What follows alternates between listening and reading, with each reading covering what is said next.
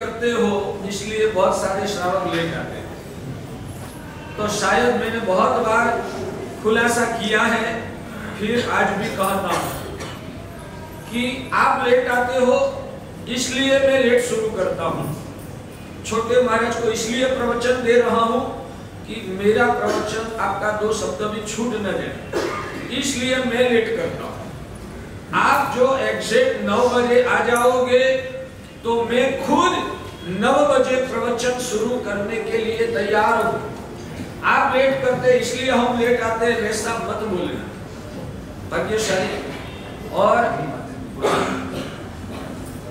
तो भाग्यशाली मेरी रिक्वेस्ट है आप लोगों के लिए। मैं तो 9 बजे नहीं, 9:15 बजे तक भी मैं प्रवचन शुरू करने के लिए तैयार हूं, मगर ठीक आपकी संख्या तो होनी चाहिए ना।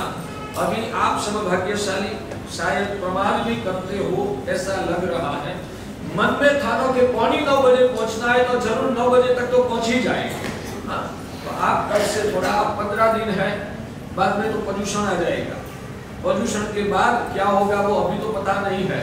तो ये 15 दिन का पूरा लाभ उठाना है। मेरी रिक्वेस्ट है 9 बजे का व्याख्यान है। आप 9 बजे पहुंचने का पक्का मन बनाओगे ना तो 9:10 हो जाएगा, मगर 9:15 बजे पहुंचना है वैसा आप दृढ़ निर्धार करोगे तो कम से कम 9 बजे तो पहुंच पाओगे। बराबर। तो ये वाणी 1 घंटा सवा घंटा ठीक रूप से बजा है, इसलिए आप सभी को रिक्वेस्ट है समय पे आना। और आपका कर्तव्य ये है कि गुरु महाराज ने नवकार मंत्र सुना दिया, वो नवकार मंत्र मंगलिक में सुनना और अंत का सर्व मंगल दोनों सुनना आपका कर्तव्य है।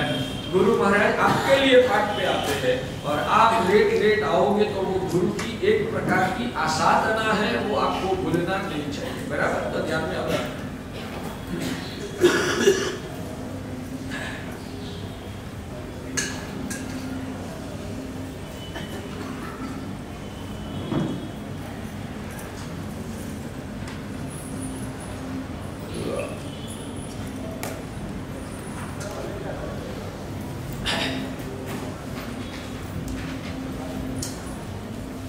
सामने जो जगह खाली है वो भर दीजिए। ऐसे थोड़ा आप ऐसे दबिए, ऐसे दबिए। मेरे सामने भरी हुई सभा चाहिए।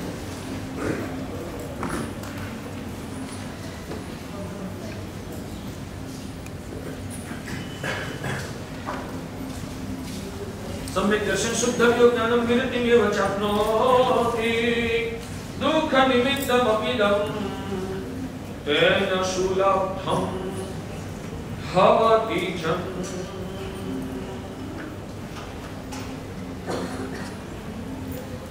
भाग्यशाली अनंत उपकारी परम करुणा सागर तारक देवादिदेव तीर्थंकर भगवंतों ने जगत के जीव मात्र के कल्याण के लिए, यानी कि विश्व के सभी जीवात्माओं को सभी दुखों से छुटकारा दिलवाकर शाश्वत स्वाभाविक और सर्वश्रेष्ठ आत्मा के सुख की ये 3 विशेषता है। आत्मा का जो सुख है वो शाश्वत है, आत्मा का जो सुख है वो स्वाभाविक है, आत्मा का जो सुख है वो सर्वश्रेष्ठ क्वालिटी का है। इस प्रकार का सुख की प्राप्ति विश्व के सभी जीवात्माओं को कराने के लिए दयालु ऐसे परमात्मा ने धर्म शासन की स्थापना की है। परमात्मा अरिहंत प्रभु कहते हैं कि इस विश्व की सभी असली चीजों की नकल भी होती है, तो असली सुख के सामने इस जगत में नकली सुख भी है। और जो आत्मा ज्ञानी नहीं है, जो आत्मा मोह से मूढ़ है, वो आत्मा असली और नकली का भेद को नहीं परख सकता है। और भेद को नहीं परखने की वजह से नकली सुख जो है वो सस्ता है। नकली सुख जो है ना वो सस्ता है, इसलिए सस्ते में मिल जाने वाले सुखों के अंदर वो आत्मा फंस जाता है। अभी मुझे उदाहरण याद आता है, संसार के भौतिक सुख जो है वो कैसे है, तो मैं कभी उदाहरण में कहता हूँ कि चाइना के खिलौने। संसार के जितने भी सुख है वो कैसे है, तो भाग्यशाली चाइना के खिलौने जैसे। इंडिया के खिलौने और चाइना के खिलौने, इन दोनों के बीच में बेसिक फर्क क्या है भाग्यशाली? चाइना की विजन शुरुआत है। 4 प्रकार की विलक्षणता है। 4 प्रकार की विलक्षणता एक तो पहले नंबर में चाइना के जो भी खिलौने हैं ना वो आकर्षक होते हैं। चाइना के खिलौने जितने भी होते हैं ना सामान्य रूप से वो आकर्षक होते हैं। अपनी इंद्रियों को मन को जल्दी से पसंद आ जाता है, इसलिए वो आकर्षक है। सही बात है, ओके। पहले नंबर लक्षण ठीक है, चाइना के जो खिलौने होते हैं वो आकर्षक होते हैं। दूसरे नंबर में चाइना के जो खिलौने होते हैं वो कीमत में सस्ते होते हैं, इसलिए दुनिया को चाइना के खिलौने का आकर्षण होता है। सही बात। पहले एक बीच में समय आया था जिस वक्त हमारे देश में चाइना का खिलौने का आकर्षण बहुत बड़ा था, बाद में वो आकर्षण कभी कम भी पड़ गया हुआ। सही बात है कि आज भी ऐसा ही चलता है, फर्क पड़ा है, थोड़ा कम हो गया। वो आकर्षण जो पहले था वो कम हो गया। भाग्यशाली किस वजह से कम हुआ? लोगों को मालूम हुआ था क्वालिटी बराबर नहीं आती, लोगों को समझ में आया। हाँ सही बात है, क्वालिटी सही नहीं है और दूसरे नंबर में टिकाऊ नहीं है, टिकाऊ नहीं है उसके, और दूसरा नंबर क्वालिटी बराबर नहीं है, टिकाऊ नहीं है, और तीसरे नंबर में वो हानिकारक है आरोग्य को, हेल्थ के लिए। उसमें जो भी पदार्थ डाला जाता है ना वो अंदर में डाला हुआ केमिकल्स वगैरह जो भी चीज हो वो आरोग्य के लिए, हेल्थ के लिए हानिकारक होता है। सुना है ना आपने? सही बात है। तो पहले आकर्षण लग रहा था, आकर्षण हो रहा था, किस वजह से? दो कारण, आकर्षक और सस्ता। भगवान कहते हैं कि संसार के सुख भी ऐसे ही आकर्षण है, क्योंकि अपनी इंद्रियों को और अपने मन को जल्दी जल्दी से पसंद आ जाता है। अध्यात्म का सुख है वो इतना जल्दी से समझ में भी नहीं आता है, तो उसका आकर्षण तो उससे भी दूर की बात है। संसार आत्मा का जो सुख है उसका परिचय भी जल्दी जल्दी से छत्मस्त आत्मा को, मिथ्यात्वग्रस्त आत्मा को आत्मा का सुख का परिचय भी वास्तव में ठीक रूप से नहीं होता है। परिचय भी नहीं होता है तो प्रीति और आकर्षण को होगा ही कैसे? इसलिए संसार के सुख आत्मा के सुख के पैमाने में मिथ्या दृष्टि आत्माओं के लिए स्वाभाविक रूप से आकर्षक हो जाता है। वही हालत है आज आप लोगों को, आत्मा का सुख का परिचय भी नहीं है और संसार के सुख का आकर्षण हो जाता है। जैसे चाइना का खिलौना का आकर्षण जल्दी से हो जाता है, वैसे आदमी को भौतिक सुखों का आकर्षण भी जल्दी से हो जाता है। दूसरे नंबर में चाइना के खिलौने कीमत में सस्ते हैं, जैसे आत्मा के सुख के संदर्भ में भौतिक सुखों की प्राप्ति है वो भी कम कीमत से मिल जाती है। आत्मा का सुख पाने के लिए हम लोगों को कितनी कीमत चुकानी पड़ी? पूरा संसार को छोड़ देना। आत्मा का सुख को पाने के लिए हमने पूरा संसार को भी छोड़ देना पड़ा, इतना बड़ा कीमत चुकाना। जब संसार का सुख पाना है तो थोड़ा कुछ पुण्य प्राप्त हो गया, पुण्य की कीमत चुका दो तो संसार के सुख आपको मिल जाएगी। यानी कि आत्मा का सुख महंगा है, उसके पैमाने में संसार के सुख सस्ते हैं। ये दो कारण की वजह से आप लोगों को संसार के सुख का आकर्षण अंदर से हो जाता है, अच्छा लग रहा है। ठीक है, मेरा ये उदाहरण के माध्यम से संसार का सुख की जो मैं विचित्रता दिखा रहा हूं, जमती है ना ये बात को, ये सिर्फ चाइना का खिलौना का उदाहरण को भी आप स्वस्थ चित्त से सोचोगे ना तो ये चिंतन से भी आपका मिथ्यात्व पिघलता है और सम्यक दर्शन, ये खिलौना के उदाहरण से भी सम्यक दर्शन प्रकट हो सकता है। पहले दो वजह से वो अच्छे लगते हैं। वो पहले बैठाना है कि संसार का सुख आकर्षण, इंद्रियों को आकर्षित जल्दी से करता है और सिर्फ पुण्य मात्र से ही मिल जाता है, यानी कि इस प्रमाण में सस्ते है, उस वजह से आदमी को अच्छा लगता है। मगर भगवान कहते हैं कि जब अंदर की आंखें खुलती है, अनुभव होता है, मोह का झार पिघलता है, तब उसके 2-3 माइनस पॉइंट भी नजर सामने आ जाता है कि ये आकर्षण तो भले हो रहा है मगर हेल्थ के लिए हानिकारक है। का चाइना के खिलौने हेल्थ के लिए हानिकारक है ना, वैसे भगवान कहते हैं कि संसार के सुख जो है वो आत्मा की हेल्थ के लिए भी हानिकारक है। आत्मा की स्वस्थता, अंदर की पवित्रता, आत्मा की अंदर की निरोगिता यानी कि स्वभाव दशा, उसको वो हानि पहुंचाता है। जैसे क्या चाइना के खिलौने शरीर की हेल्थ को हानि पहुंचाता है, वैसे संसार के जो सुख है ना वो आत्मा को हानि पहुंचाता है। और शरीर जैसे जब रोगग्रस्त होता है तो वो जैसे कमजोर हो जाता है, शरीर जैसे बीमार होता है तो कमजोर हो जाता है। भगवान भी कहते हैं आत्मा भी जब बीमार होता है ना तब आपकी आत्मा भी कमजोर हो जाती है। आपकी आत्मा अभी कमजोर है या सक्षम, आत्मा की बात करता हूँ, शरीर की बात नहीं करता हूँ। आपकी आत्मा सक्षम है या आपकी आत्मा कमजोर है? वर्तमान की बात करता हूँ, भविष्य की बात नहीं करता। आपकी आत्मा अभी कमजोर है। क्यों कमजोर है? एक भी चीज खाना जब खाने के लिए बैठे हैं ना और उसमें एक मिठाई आई ना, मिठाई में आकर्षण हो गया ना, हम कहेंगे जिसमें राग हो सकता है ना उस चीज को छोड़ दो। तो सिर्फ खाने की एक मिठाई को छोड़ने में भी कितना कष्ट पड़ता है, आप नहीं छोड़ सकते। नहीं आप तो खा लेना है, कितने निर्माल्य हो गए। एक सिर्फ मिठाई का टुकड़ा भी आपका सत्व को खत्म कर देता है, उसमें आप फंस जाते हैं।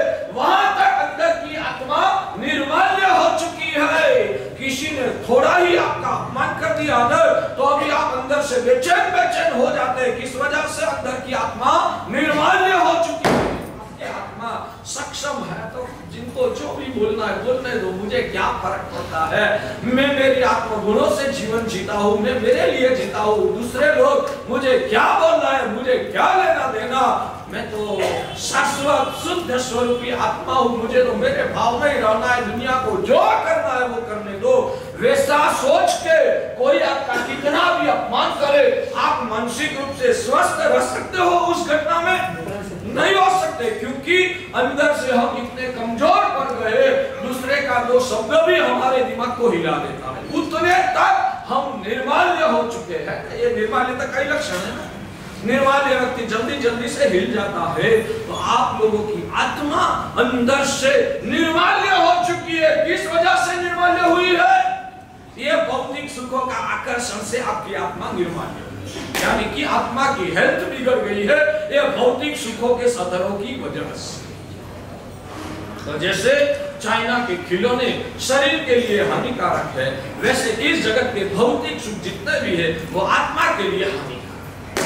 पहले तो आकर्षण हो गया था, मन को पसंद आता है और सस्ते में मिल जाता है। ये दो कारण से हमको वो पसंद आ गया था, उसका आकर्षण हो गया था, उसमें मजा आता था, वही पाने का अभिलाष होता था अनंत काल से। मगर जब भगवान और यंत प्रभु का शासन मिला, आत्मज्ञान उजागर हुआ, तब ये संसार के सुखों का 2 प्लस के सामने 2 माइनस भी नजर में आ गया कि ये तो आत्मा की हेल्थ को हानि करने वाला है। कभी भी आप संसार के भौतिक सुखों को आत्मा की हेल्थ को हानि करने वाला है, इस एंगल से कभी भी आपने भौतिक सुखों का मूल्यांकन किया है? वो सम्यक दर्शन है। सम्यक दर्शन क्या चीज है? भाग्यशाली ये सम्यक दर्शन है। आत्मभान पैदा हुआ है, आत्मा का स्वरूप का परिचय हुआ है, आत्मा का आरोग्य क्या चीज है वो पता चला है। और ये सब चीजें मेरी आत्मा का स्वास्थ्य को हानि पहुंचाने वाला है। ऐसी समझदारी की वजह से अंदर में उस पदार्थों के प्रति जो आकर्षण की पकड़ थी ना, वो पकड़ ढीली पड़ जाती। वो सम्यक दर्शन का लक्षण जमता है। क्या मुश्किल है? निकालना जो मुश्किल नहीं है, हमने मुश्किल बना दिया। हम इस दिशा में सोचते ही नहीं है। मैं बीच में उदाहरण दिया था, ये टेबल मैं 1.5 महीना से यहाँ आया हूँ, फिर भी मैं दिखता हूँ अभी तक ये टेबल उधर तक पहुंचा नहीं। कितना कठिन है इस टेबल को उधर तक पहुंचना, कितना कठिन है। 1.5 महीना से ये टेबल यहाँ से खिसके उधर तक नहीं पहुंचा। कठिन है ना, ये टेबल को उधर तक पहुंचना कितना कठिन है? आप बताइए, ये टेबल को यहां से उस कोने तक पहुंचना कितना कठिन है, वो आप मुझे बताइए। निर्जीव में जाएगा कैसे जाएगा? मैं अभी 1 मिनट में आपको उठा के पहुंच के बता दूं निर्जीव में कैसे जा सकता है, निर्जीव में कैसे जा सकता है मैं आपको बता दूं। कठिन है, लेके जाना पड़ता है। यस, यहाँ से जवाब आया।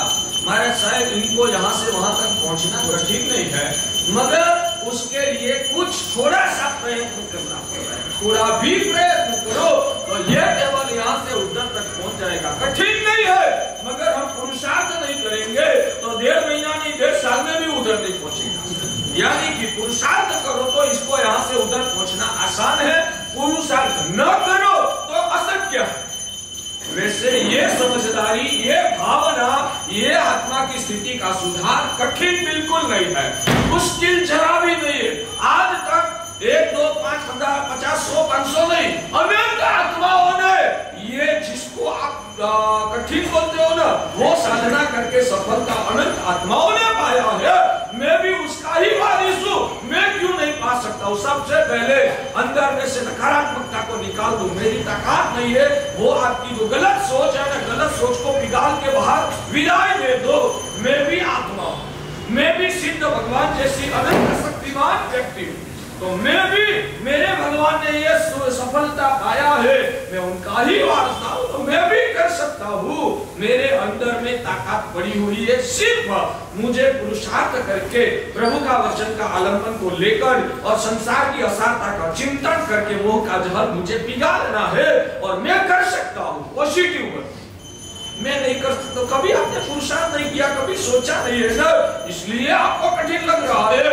मगर अंदर से आप पॉजिटिव सोचो ना, तो आपके लिए शायद हो सकता है भाग्यशाली, मेरे से पहले आपको केवल ज्ञान और मोक्ष हो सकता है।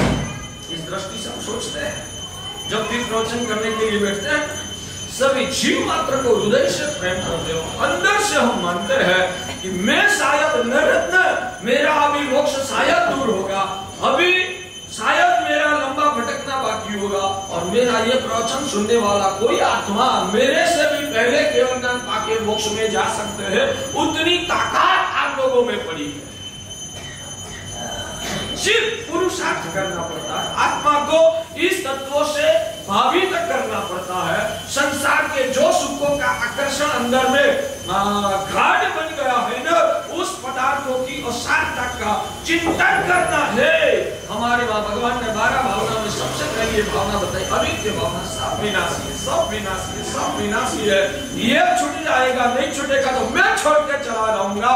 इस वाक्य का नवकार महामंत्र की जैसे स्वाध्याय करना चाहिए। ये सब विनाशी, सब छूट जाएगा।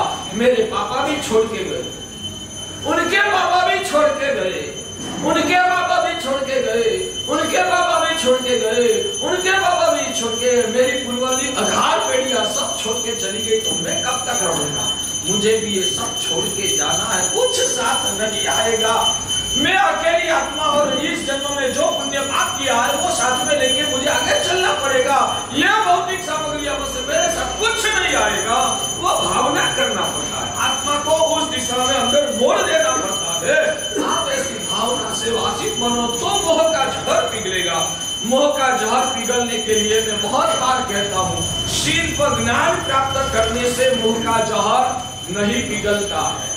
हमारे वहां बहुत सारी अज्ञानता छाई हुई। सिर्फ ज्ञान प्राप्त करने से मोह का जहर नहीं पिघलता है। ज्ञान सिर्फ बुद्धि के सीमाने तक अटक जाता है। ज्ञान बुद्धि के सीमाने तक अटक जाता है। ज्ञान आत्मा का कल्याण नहीं कर सकता। वो ज्ञान जब भावना के रूप में परिवर्तित होके हृदय तक पहुंचेगा, ही वो ज्ञान भावना के रूप में आपका आत्मा का उत्थान कर सकता है। आज के जमाने में सबसे बड़ी हमारे जैन समाज की ये दरिद्रता है कि हमारा जैन समाज धर्म मार्ग को भी सिर्फ बुद्धि से ही मानता है। यानी कि ये दिमाग का सीमाना तक अटक जाए।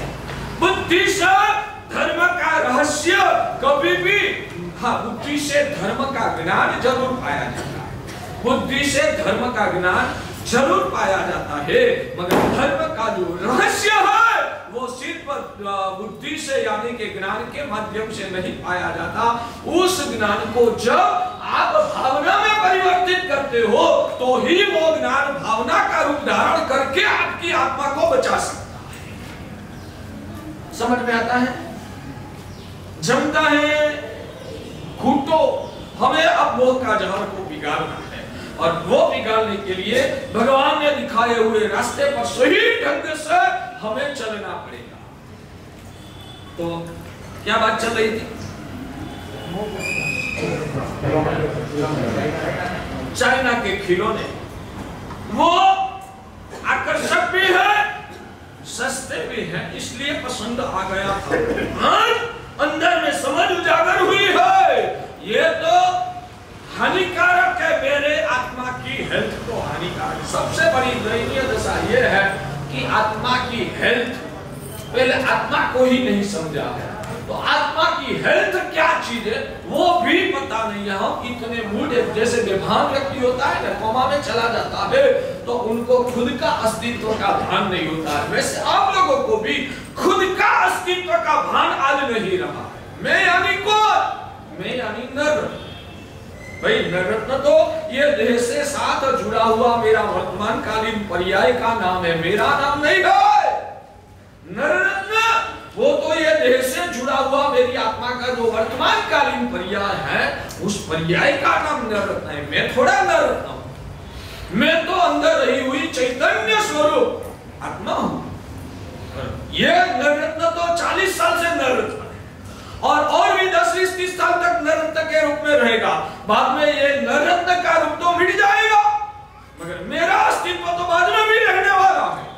तो हमेशा साधना मार्ग में प्रवेश करने के लिए, साधना की पात्रता को अंदर उजागर करने के लिए सबसे पहली शर्त यह है कि अंदर में रही हुई आत्मा यानी कि खुद का स्वरूप का भान करना, खुद का स्वरूप की संवेदना करना, खुद का स्वरूप के साथ ही भावात्मक रूप से जितना ज्यादा आप जुड़ के रहोगे उतनी ही अंदर की पात्रता उजागर होगी। पात्रता उजागर होने के बाद भगवान कहते हैं कि केवल ज्ञान पाने के लिए सिर्फ अंतर मुहूर्त समय का, सिर्फ अंतर मुहूर्त, आधा घंटा घंटा में आपको वितरक दशा प्राप्त हो सकती है, मगर उसकी पात्रता को तैयार करना वो ही साधना है। आज हम धर्म बहुत करते हैं, धर्म के बारे में चर्चा भी बहुत करते हैं, मगर धर्म के लिए जो अंदर में डूबना है वो कितना होता है। भाग्यशाली हमारी सबसे बड़ी गलती यह है कि धर्म क्षेत्र में हम आगे बढ़ने के लिए दुनिया की चर्चा करते हैं, धर्म के तत्वों की चर्चा करते हैं, मगर आत्म भावना हम नहीं करते हैं। समझ में आता है? धर्म के बारे में आत्मा का उत्थान करने के लिए हम धर्म के विषय में तत्वों की चर्चा बहुत करते हैं, मगर कभी अंदर डूबने की साधना भाग्यशाली हमने क्या? भगवान कहते हैं कि साधना करने के लिए अंदर में डूबना, खुद का स्वरूप का परिचय करना, सिर्फ परिचय नहीं, परिचय के बाद उस भावना में ही रहना। दुकान में एक ग्राहक आके व्यापार करके खरीदी करके चला गया, दूसरा ग्राहक आने के पहले बीच में आपको 5-10 मिनट मिलेंगे, वो 5-10 मिनट आप क्या करोगे? वो 5-10 मिनट आप क्या करोगे?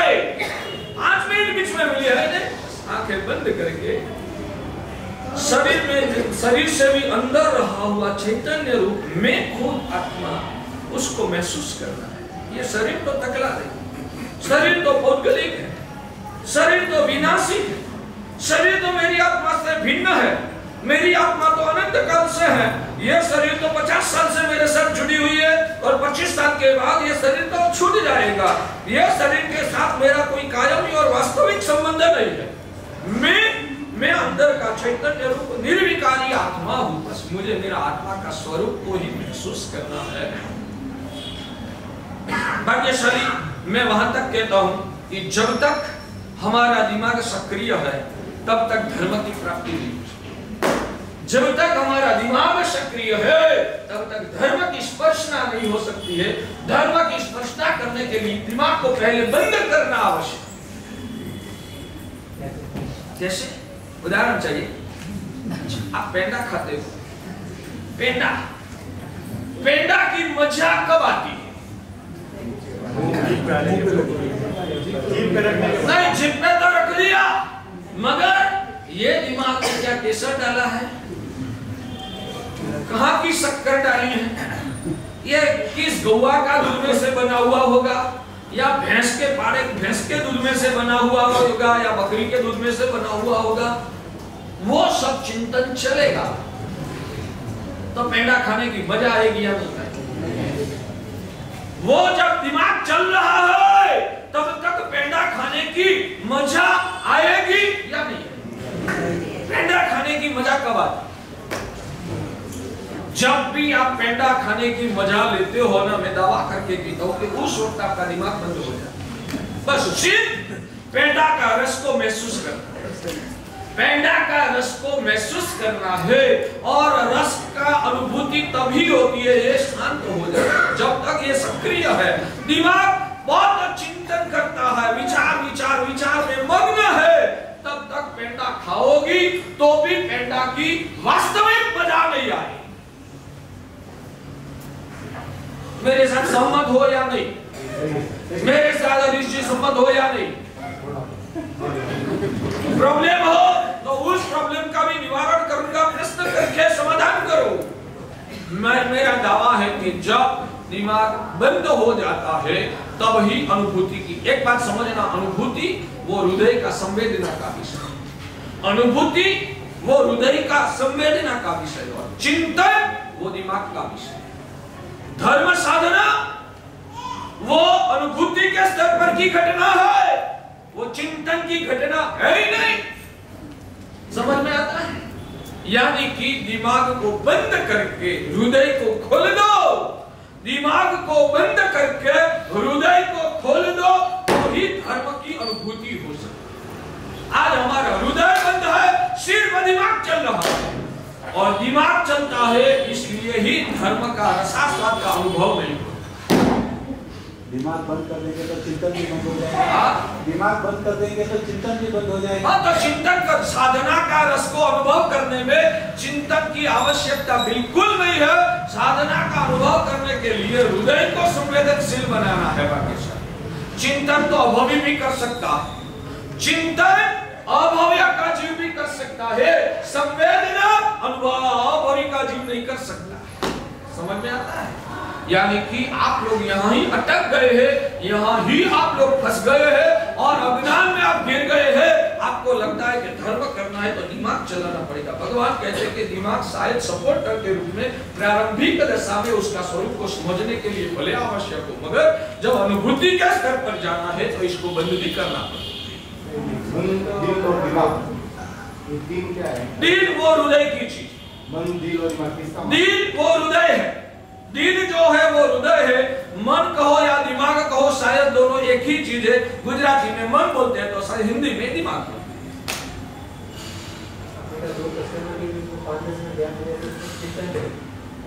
चिंतन करो, ध्यान करो। मैंने चिंतन बोला या ध्यान बोला, अनुभव करने का बोला, आत्मानुभूति करने का बोला, और चिंतन करो, मना नहीं है, मगर वो चिंतन किस लिए करना है?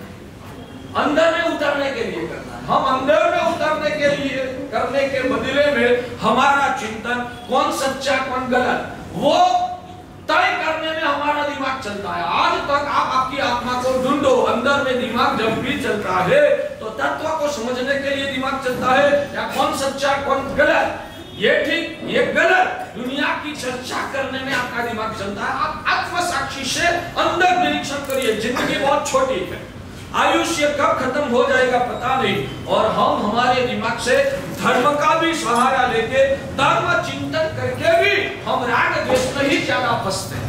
धर्म का चिंतन करने के बाद अंदर पात्रता नहीं है, धर्म का चिंतन करने के बाद भी हम राग द्वेष में ज्यादा फंस जाते हैं।